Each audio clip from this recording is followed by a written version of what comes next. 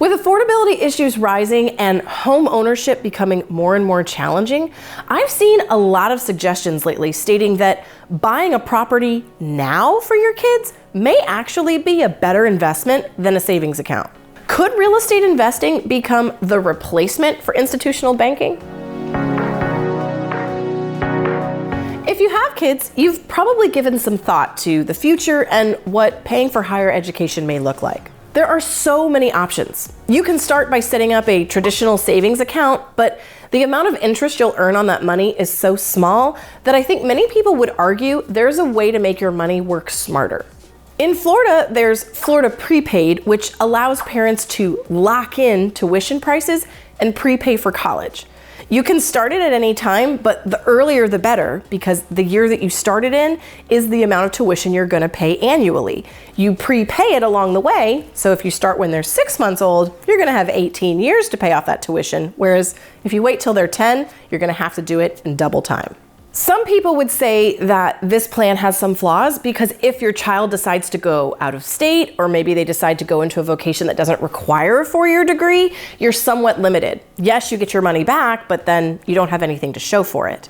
So the other option is called a 529 plan. According to Fidelity.com, 529 plans are flexible, tax-advantaged accounts that are designed specifically for education savings. These plans allow you to withdraw funds tax-free when they're used for education purposes. They can be used for colleges nationwide. They can also be used for K-12 schools, so they have a little bit more flexibility.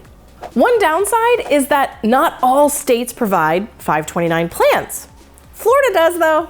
So do many other states, so check your area and talk to your financial planner. The only downside of this is, say you have a student who's going to go straight into a business or become an entrepreneur. If they're not going to higher education, the money may be taxed. So the other option is real estate. What would it look like to instead purchase a property for your child in lieu of setting up a prepaid college plan or a 529? What are the pros and cons? I view real estate as a longer-term investment. If you're in a position where you are willing and able to buy and hold a property, the risk is much lower and the profits can be much higher.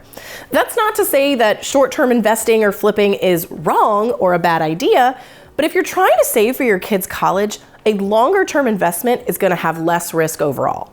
If this is something you're thinking about, I would plan to hold this property for at least 10 years, if not more. So how does this work?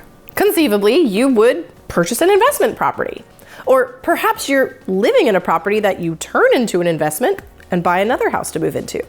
You can do this before your child is born, when they're born, or anytime thereafter.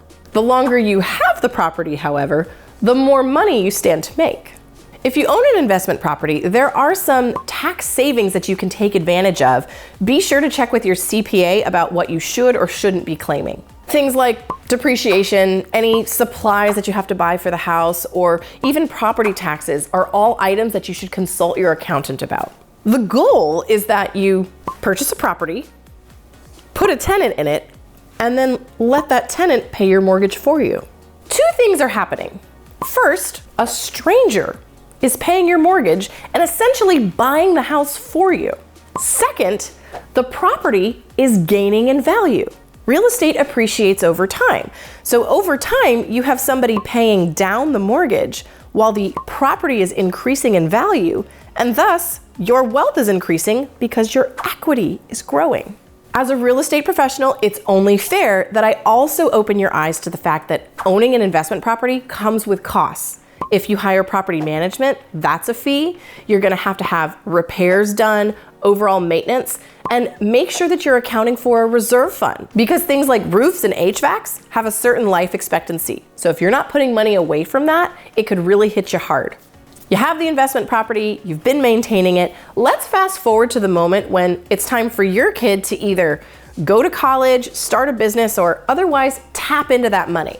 You have a few options. First, you can sell the property and use the funds to pay for your kids' college or other venture.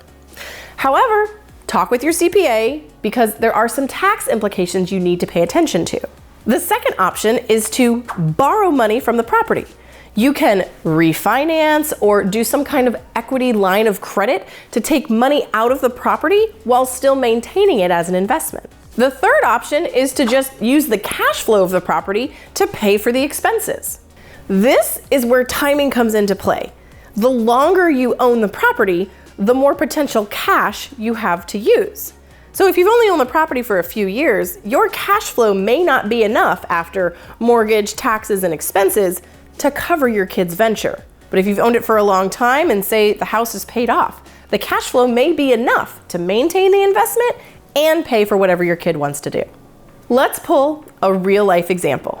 A 4-bed, 2-bath property sold in my area for $235,000. There was a 10% down payment of $23,500, otherwise known as your initial investment. And with the rates where they are, the mortgage on that property is $1,900. You are able to get it rented for $2,200 per month. If you purchased it in 2022, assuming a normal year-over-year appreciation of 3%, if you continue to pay the mortgage at $1,900 per month, by 2040, or 18 years later, that mortgage loan would be paid down to $136,828. And this is assuming that any additional cash flow from rent was used for maintenance, property management, and not put towards the loan. This also assumes that for 18 years, your rent never went up from $2,200 a month, which is next to impossible. So you could sell the house and walk away with over $200,000 in cash. That's more than enough to pay for books, room and board, tuition. But remember, there could be tax implications with that, so talk with your CPA.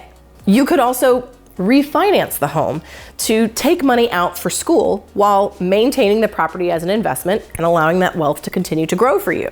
Or if the rent has increased, which is highly likely, you could use the difference in that cash flow to pay for the expenses. The third option is if the rent has gone up and your expenses have gone down, you may have created enough of a cash flow where you can just maintain the property as it is and use the leftover money to pay for whatever your kid wants to do. Now, remember, I'm not a financial advisor, I'm not a CPA, I'm not an attorney, so you're gonna have to talk to your experts about what the best step is for you. But what I do notice is that even calculating no increase in rent and a very modest 3% year-over-year appreciation, you are still leaps and bounds ahead of just letting your money sit in an account. So let's talk about the account. So what if you took that initial investment of $23,500 and instead of putting it on a down payment for a house, let's say you popped it into a 529 account. I went online and I found a 529 calculator. I put in a one-time lump sum investment of $23,500, the same amount that was put down on the investment property. The calculator figures that the average rate of return is going to be about 8%. So by the time the child is 18, that $23,500 investment is going to be worth $93,906. It is very easy to see that the average return on a similar investment in real estate is far higher. And it keeps going. This assumes that you buy the property early on. That kind of rate of return is not going to typically happen in owning a property for just 3 to 5 years. Unless we have some crazy global pandemic that causes property values to spike. But surely that's a once in a lifetime event, right? The point I'm trying to illustrate is that with the exact same initial investment, you can see how you can make your money work harder and smarter for you. If you put it into real estate and let it grow, your return is going to be more than double than the person who just set it in an account and forgot about it. The key is not waiting. And that goes for any one of these options, by the way, but especially in real estate. Remember, timing is not nearly as important as time in. The longer you own it, the more money you can expect from it. My girls are gonna be 18 before I know it. And buying investment properties is one of the best moves I ever made. And when it comes time for those little ones to march off and go to school, Should they choose to do that, you better believe that I'm going to be looking at buying real estate in that area versus paying for dorms. A down payment is always going to take you farther. I'm Lindsey Johnson, your resource for all things real estate. See you next time.